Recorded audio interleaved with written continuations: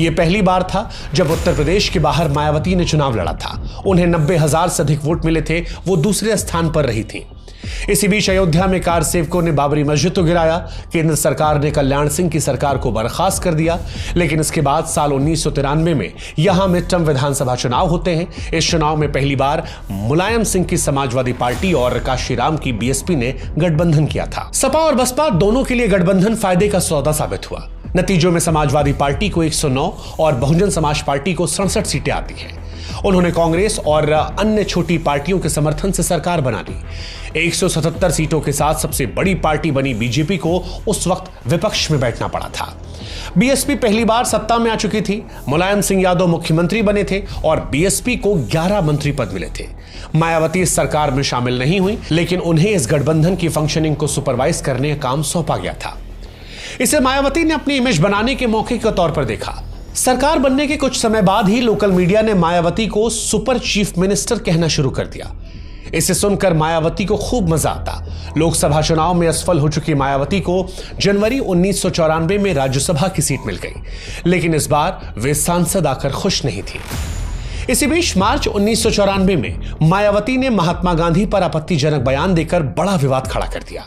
लखनऊ में मीडिया से बात करते हुए मायावती ने कहा कि गांधी ने दलितों को हरिजन यानी भगवान के बच्चे बताया। मैं पूछती हूं कि अगर दलित भगवान के बच्चे हैं तो क्या बाकी शैतान के बच्चे हैं?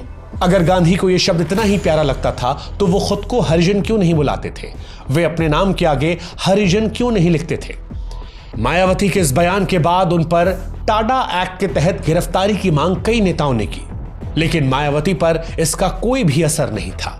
वह इस बयान को लेकर बिल्कुल पीछे नहीं हटी और अपने बयान पर टिकी रही। मुलायम सिंह ने सार्वजनिक तौर पर मायावती की आलोचना नहीं की, लेकिन मायावती के बयान से मुलायम ने दूरियां बना ली थी। 1994 के मध्य तक सपा और बसपा सरकार में दरारें दिखनी शुरू हो गई थी। दलितों के खिलाफ बढ़ रहे अत्याचार इसकी मुख्य वजह थे। 1994 मार्च में मेरठ में जातीय हिंसा में 2 दलितों की मौत समेत कई ऐसी घटनाएं हुई जिससे मायावती को मुलायम सरकार में दखल देने का बहाना मिल गया। कहा जाता है कि मायावती को सरकार में दखल देने में काफी मजा आ रहा था। इसी बीच 1995 में पंचायत चुनाव होते हैं। इसमें एक तरफा जीत के बाद समाजवादी पार्टी को लगा कि गठबंधन से केवल उसे फायदा हुआ है। मुलायम बीएसपी के विधायकों को तोड़ने की कोशिश करने लगे ताकि सरकार चलाने के लिए उन्हें बीएसपी की जरूरत ही ना पड़े। इन सभी चीजों के चलते 1995 की गर्मियां आते आते सपा बसपा गठबंधन टूटने का कगार पर था। मुलायम सिंह यादव उस दौर में मायावती का फोन उठाना बंद कर चुके थे, बीएसपी को तोड़ने की कोशिशें करने में लगे थे। उधर दूसरी तरफ काशीराम ने अटल बिहारी वाजपेयी के साथ अपने अच्छे संबंधों का फायदा उठाते हुए बीजेपी को गठबंधन के लिए तैयार कर लिया था।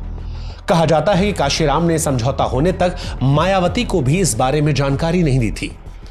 बीजेपी लीडरशिप काशीराम को मुख्यमंत्री बनाना चाहती थी, लेकिन बीमार होने के चलते वे ऐसा नहीं कर सके। बीजेपी ने उन्हें समर्थन पत्र दे दिया और उनके स्वस्थ होने का इंतजार कर रही थी।